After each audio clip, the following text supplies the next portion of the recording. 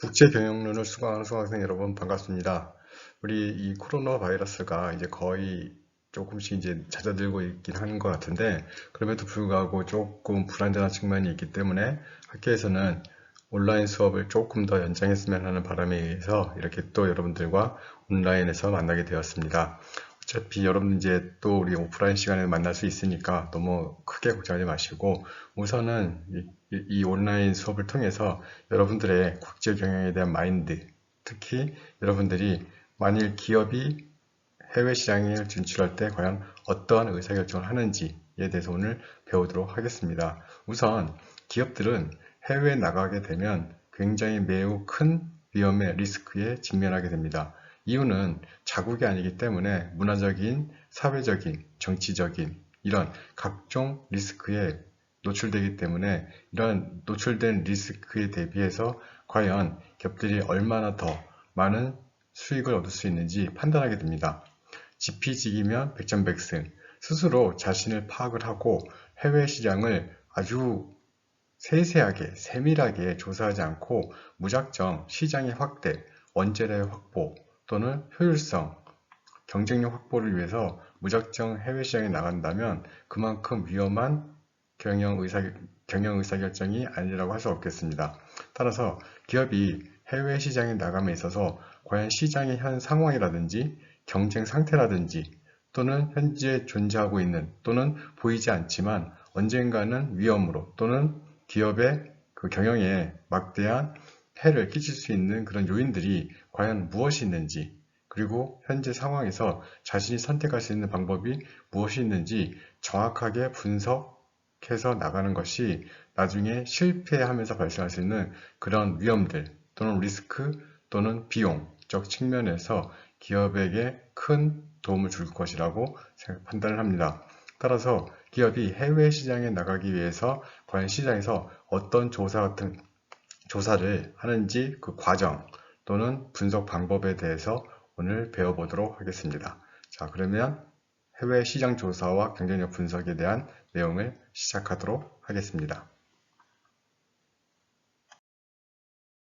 오늘의 학습 목표는 다음과 같습니다. 첫 번째, 기업들이 해외 시장 조사를 하는 과정에서 과연 무엇을 고려하는지, 어떤 조사 과정을 거치는지에 대해서 한번 알아보고자 합니다. 그냥 무작정 하는 게 아니라 시장 조사를 할 때 또는 시장의 상황을 파악을 하고자 할 때 우리가 보통 설문조사도 할 수 있고요. 또 포커스 그룹이라고 해서 전문가 집단, 해외 시장을 한 20년, 30년간 오랫동안 지켜봐온 전문가들에게 과연 우리 기업들이 어느 지역에 진출하면 어떤 아이템의 그쵸? 시장을 공략하게 되면 성공할 수 있을까요? 이렇게 전문가 집단에게 물어볼 수도 있고요. 또는 기존에 우리가 보통 이제 이 조사 분석에 있어서 두 가지 자료에 대해서 얘기합니다. 하나가 1차 자료, 또 하나가 2차 자료인데 1차 자료는 내가 직접 현지 또는 내가 공략하고자 하는 그런 시장을 실지로 가서 실제로 조사하는 것을 1차 자료라고 하고요. 2차 자료는 국가의 통계청이라든지 국가 연구기관, 기업들의 무슨 컨설팅 기업들이 미리 해놓은 자료들을 이렇게 좀 제가 이제 우리 기업들이 필요한 부분들을 발췌해서 사용할 수 있는 그런 자료들을 2차 자료라고 합니다. 자, 장단점이 있겠죠. 1차 자료는 내가 원하는 시장에 대해서 내가 원하는 그런 컨텐츠, 아이템을 얻기 위해서 정확한 질문을 할 수 있다는 점에서 장점이 있을 수 있고요.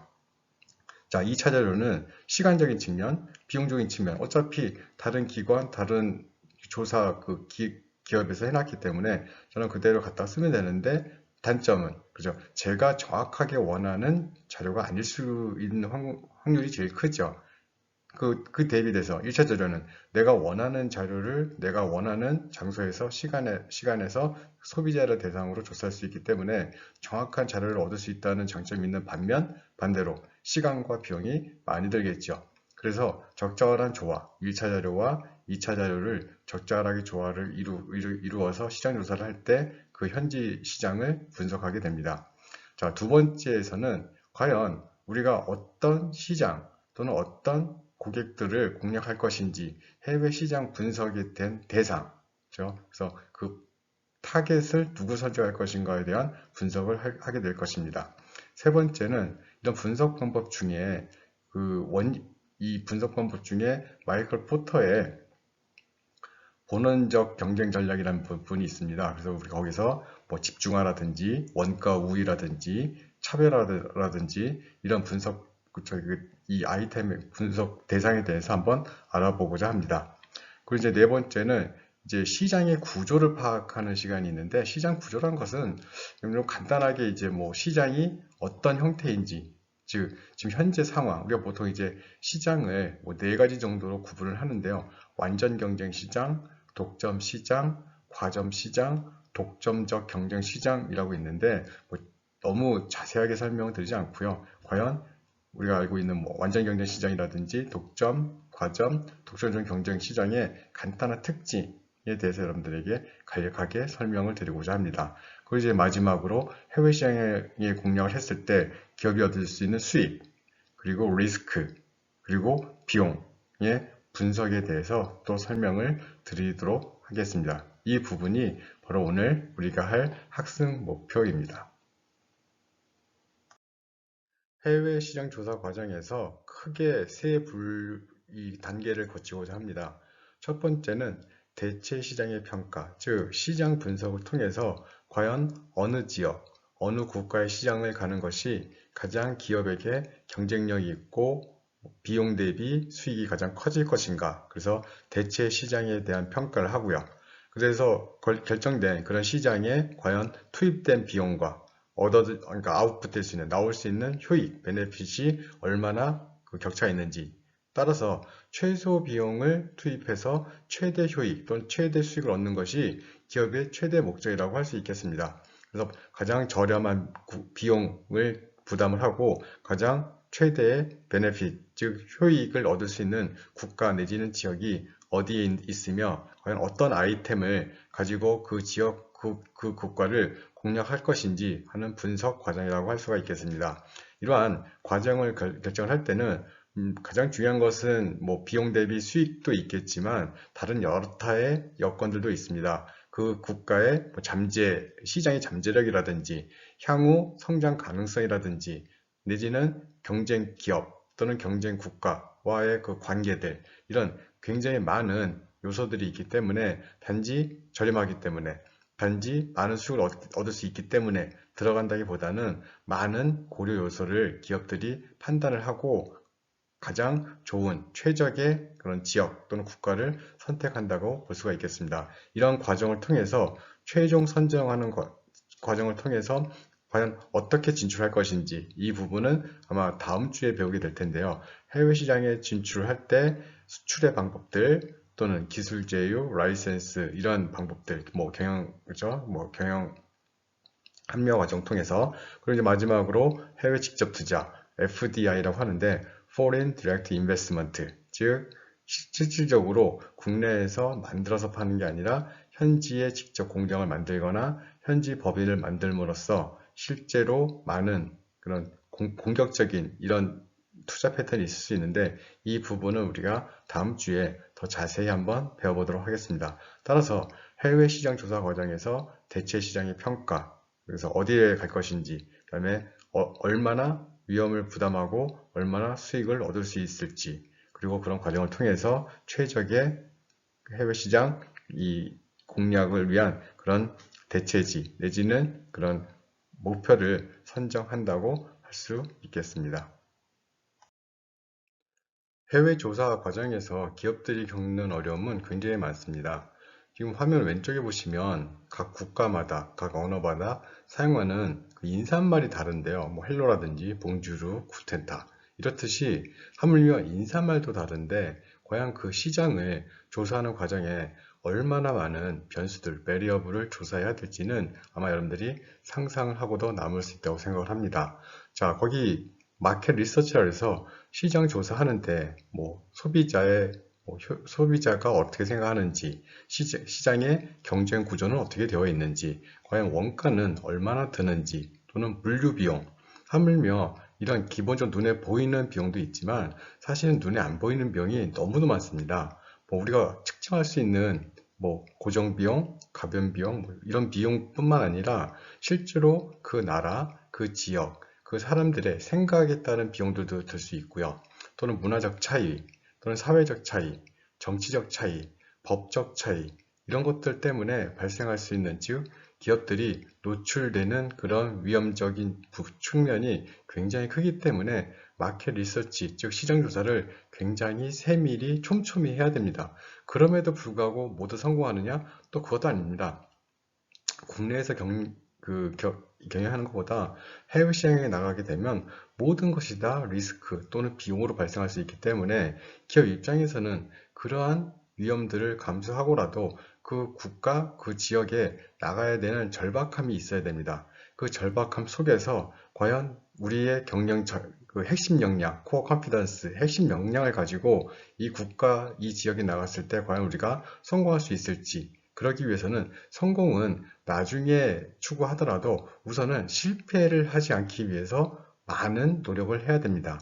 우리 속담에 돌다리도 두들겨 보고 다닌다는 이런 속담이 있듯이 해외 시장에 나갈 때는 국내 지역, 국내 시장에 나가는 것보다 월등히 큰 리스크에 노출된다는 점에서 촘촘한 또는 세밀한 마켓 리서치는 향후 기업의 경영 또는 경쟁력 향상, 확보를 위해서 매우 필수적인 조건이라고 할 수 있겠습니다. 그런데 과거에는 이런 해외 시장 조사를 대부분의 기업들이 그렇게 크게 생각하지 않았습니다. 뭐 어차피 우리는 원가 경쟁력이 있기 때문에 해외 나가면 무조건 승리할 수 있어. 또 우리는 근면하기 때문에, 성실하기 때문에 나가기만 하면 우리는 시장을 확보할 수 있어. 이런 생각은 과거의 생각이었습니다. 과거에 우리나라의 이 산업 경쟁력에서 노동력 부분이 굉장히 쌌을 때, 그래서 우리나라가 많은 그 저렴한 임금으로 해외 시장을 공략했을 때, 뭐 예를 들어서 1970년대 그 오일머니, 즉 뭐 사우디아라비아를 비롯한 뭐 우리가 알고 있는 그 서남아시아 이런 오일머니를 바탕으로 한 국가의 건설, 도로 뭐 이런 부분들에 있어서 거의 우리나라가 많이 성공을 했습니다. 이유는 하나죠. 싼 임금을 가지고 굉장히 성실한 사람들이 와서 일을 잘해줬으니까. 그리고 또 우리나라의 특징, 우리 해외 바이어들이 우리나라 이 기업 내지는 우리나라 공장에 물건을 하차해줄 때 첫 번째로 경쟁력을 꼽는 것이 있습니다. 그 원가도 아니고요. 뭐 저렴한 인건비도 아닙니다. 첫 번째가 바로 납기입니다. 납기. 납기란 게 무엇이냐면 언제까지 해주세요? 가능할까요? 예, 해드리겠습니다. 그러면 그 납기를 무조건 맞추고 그 납기 내에 그 바이어가 원했던 물건을 공급해주는 그런 나라가 바로 한국이었습니다. 그 납기를 맞추기 위해서는 노동자들은 알고 있습니다. 사장님, 이거 절대 한 달 내에 될 수 있는 일이 아니에요, 사장님. 이거 절대 납기 못 맞춥니다. 하지만 사장님은 이렇게 말씀하시죠. 야, 이번만 하자. 이번만 해서 우리가 밤새서 이 물건 납기에 맞춰서 보내주면 그 마이클 또는 스미스, 그렇죠? 그 바이어가 다음에 또 일을 줄 거야. 그럼 우리 그때 가서 우리의 경쟁력을 또 한번 펼쳐보는 거 아니겠어? 그 납기를 맞추기 위해서 남들은 두 달의 기간을 주어도 안 된다는 그 납기를 한 달에 맞추기 위해서 우리나라 사장님들, 우리나라 공장 근로자분들 모두 밤을 셉니다. 또 사진 보서 또 나오죠? 밤을 새면서 야식이다. 뭐 좋은 거나 먹습니까? 라면에다가 밥 말아서 김치에다가 그리고 또 밤새서 또 일을 합니다. 그런 근면과 성실함과 부지런함이 있었기 때문에 그 당시 우리나라는 원가에 있어서 비용에 있어서 경쟁력이 충분히 있었다고 생각을 합니다. 하지만 이제는 우리나라도 더 이상 그런 노동, 지방적인 또는 납기 위주의 또 저렴한 가격의 이 경쟁력을 가지고 승부하기보다는 기술 내지는 다른 기업들, 다른 국가들이 가지지 못한 그런 핵심 역량을 가지고 해외 시장을 공략하는 것이 훨씬 더 경쟁력을 확보하는 데 좋다고 생각합니다. 따라서 이런 경쟁력을 확보하기 위해서 가장 경쟁력이 좋은 지역, 국가를 찾기 위해서 아주 세밀한 시장 조사가 필수적으로 요구되는 것이라고 할 수 있겠습니다. 해외 시장 분석 내용에서는 뭐 여러 가지가 있겠지만 뭐 크게 네 가지만 우선 보도록 하겠습니다. 첫 번째는 과연 시장의 규모라든지 성장 가능성 또는 잠재력, 그래서 향후 시장이 커질 수 있는지, 그리고 그 지역에서 기업이 얼마나 성공 가능성이 있는지에 대해서 조사할 때 시장의 규모가 클수록, 그렇죠? 그다음에 성장 가능성이 높을수록 기업에게는 아주 좋은 메리트가 된다고 할 수 있겠습니다. 두 번째, 아무리 시장이 커지고 성장 가능성이 크다 하더라도 너무 많은 기업들, 너무 많은 경쟁 기업들 내지는 국가가 존재한다면 기업에게는 그만큼 또 커다란 위험이 아닐 수 없겠죠. 그래서 따라서 경쟁 수준이 너무 과도하게 되어 있다면 좀 고려를 해봐야 된다고 생각을 합니다. 그래서 우리가 이제 보통 아는 것 중에 이 경쟁 수준과 관련된 게 무슨 오션 얘기를 하는데요. 너무 경쟁력이 센 시장 우리가 보통 그렇죠. 레드 오션이라는 표현 쓰죠. 레드 오션. 그렇죠? 레드 오션. 그리고 우리가 보통 찾을 때 그럼 레드 오션 가지 말고 경쟁력 뻘건 데 가지 말고 최대한 남들 없는 곳 가자. 그래서 나왔던 것이 블루 오션이라는 표현을 쓰는데 사실은 블루 오션은 제가 생각에 그렇게 존재할 수도 있겠지만 나에게 블루 오션이라면 다른 기업에게도 블루 오션입니다. 그러니까 뭐 남들이 안 하는 것, 뭐 새로운 것 찾는다는 게 그렇게 과히 쉽지 않기 때문에 최대한 경쟁이 없는 곳이 아니라 경쟁이 덜한 곳으로 들어가려고 노력을 해야겠죠. 자, 그리고 이제 그런 부분에 좀 특징적인 게 뭐냐면 그렇다면 색깔로 하다 보니까 야, 이제 사람들이 이런 거, 그죠?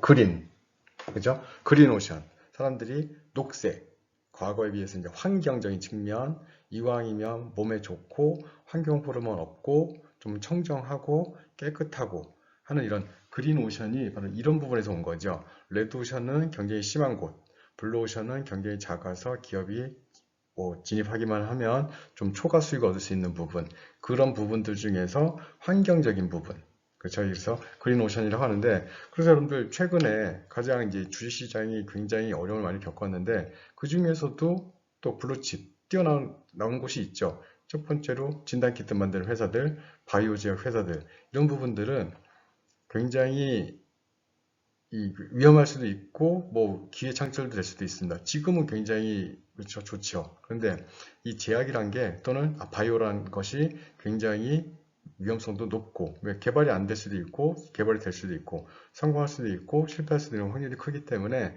그런 부분들이 이제는 어떻게 보면 시장 상황을 반영한다는 측면에서 시장에서 이제 많은 사람들이 투자를 하고 있는데 그렇게 그러니까 리스크도 높고 수익도 얻을 확률도 높다고 할 수가 있겠습니다. 자, 그리고 이제 세 번째가 법적, 정치적 환경입니다. 법적, 정치적 환경은 국가마다 그리고 지역마다 존재하는 이 국가마다 이 법적, 정치적 환경이 다를 수밖에 없습니다.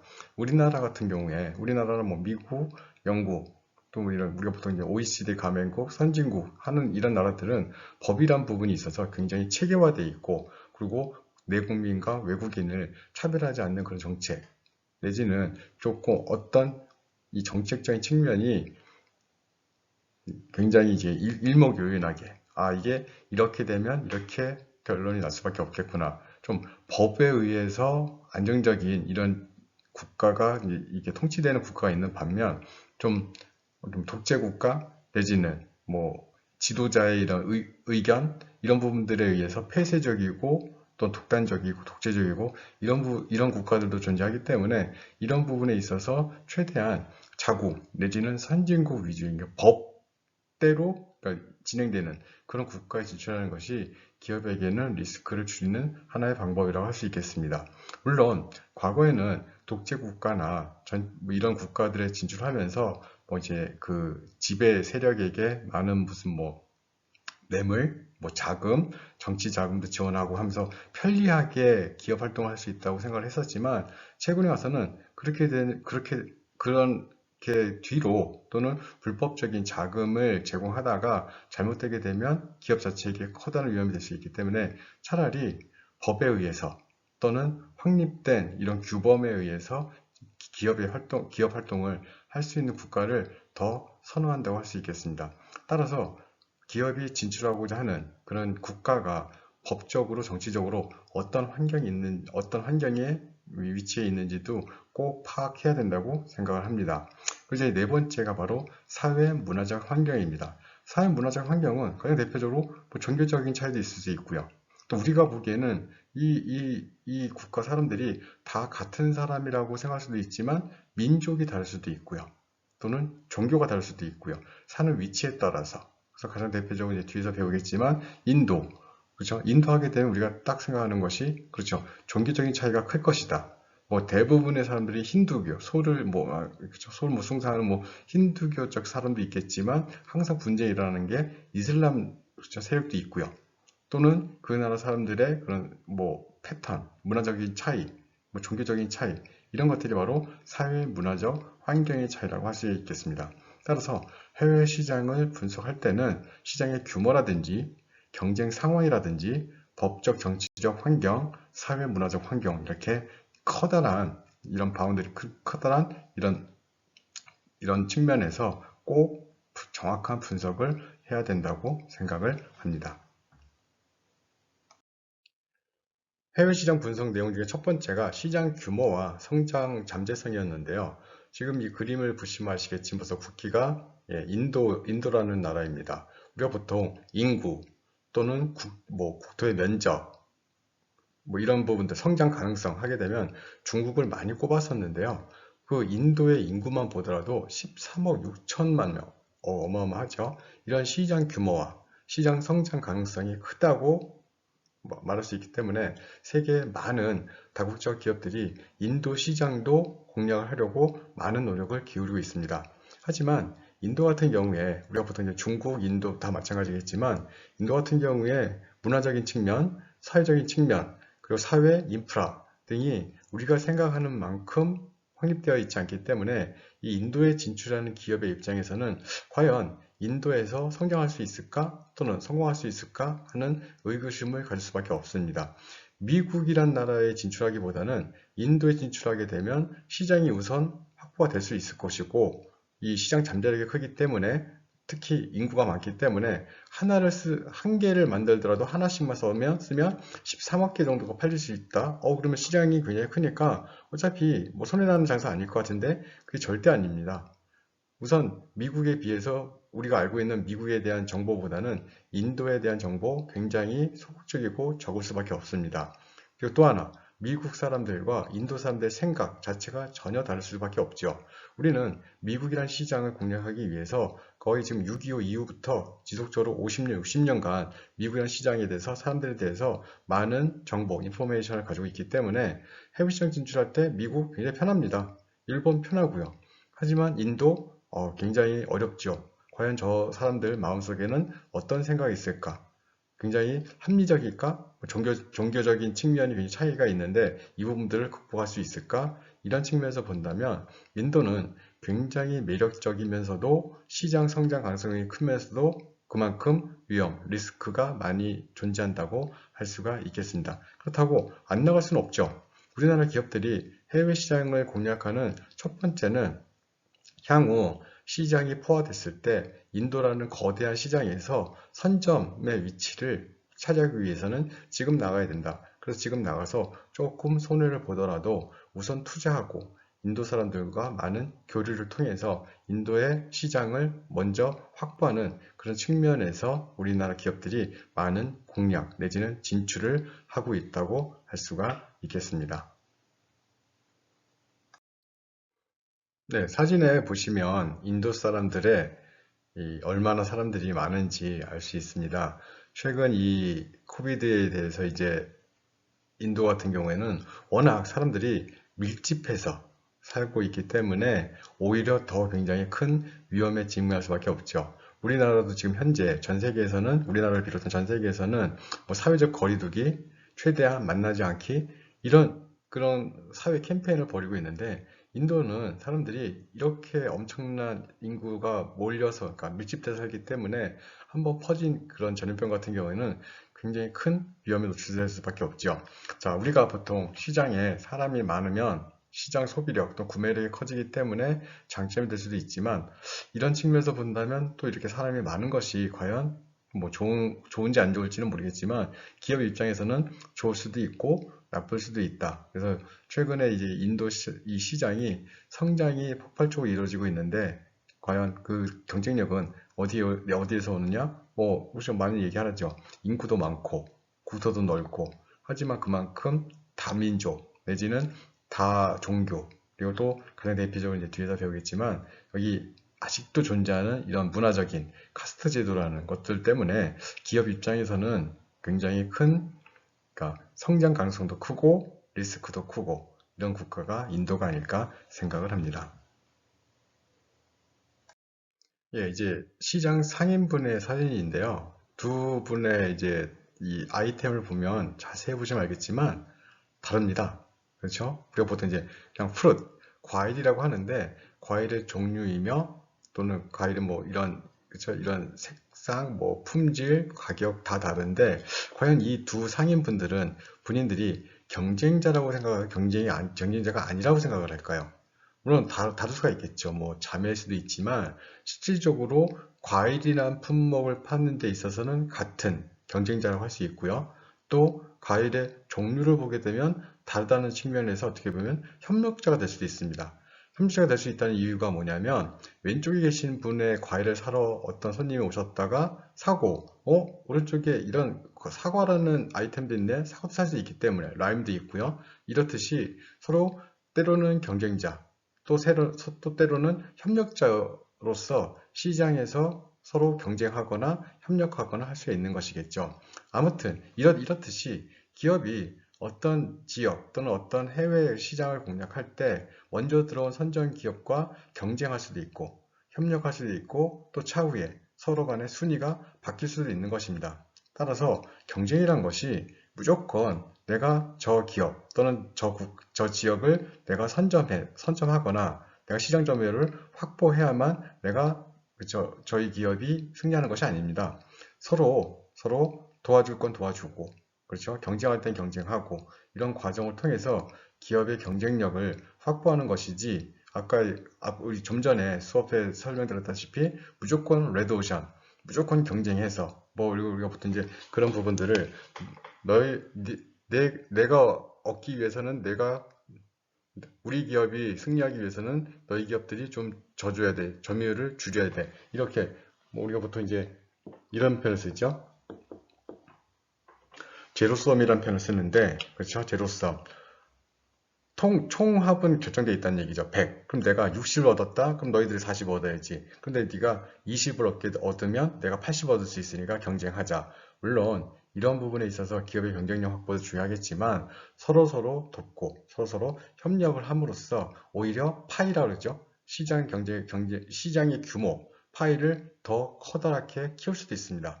파이를 키우는 것이 어떻게 보면 기업의 입장에서는 훨씬 더 경쟁력을 확보하는 것이라고 할 수가 있겠습니다. 파이를 키운다는 것은 시장 고객들에게 또는 시장 규모를 또는 경쟁 기업들에게 더 많은 이득 또는 더 많은 효용을 창출할 수 있기 때문에 어떻게 보면 제로섬의 100을 가지고 나눠 먹기보다는 200을 만들고 300을 만들고 400을 만들어서 서로 더 큰 이윤을 창출할 수 있는 이런 것들이 어떻게 보면 그 계속 기업, 즉 고잉 컨선, 계속 기업으로서 해야 될 시장의 책무가 아닐까 생각을 합니다. 그러기 위해서는 얻어진 확보된 이익을 무조건 다 나누기보다는 조금 더 R&D, 기술 개발에 투자를 하고 시장의 규모를 키우는데 투자를 하고 또 사회적 기업으로서 그렇죠. 사회적 기업으로서 좀 공헌도 좀 하고 이런 시국에 그 나라의 뭐 시민들을 위해서 또는 이 병원들을 위해서 필요한 물건들이 없는지 좀 어떻게 보면 봉사는 아니죠. 기업의 측면에서는 사회와 나눈다는 그런 사회적 기업으로서의 책무를 조금 하는 것이 나중에 시장을 확보하고 시장을 키우는데 더 큰 이득이 될 수 있다고 생각을 합니다. 우리 1교시는 여기에서 마치고요. 또 이제 2교시에서 또 만나서 한번 마이클 포터의 본원적 경쟁 전략이 무엇인지에 대해서 한번 배워보도록 하겠습니다.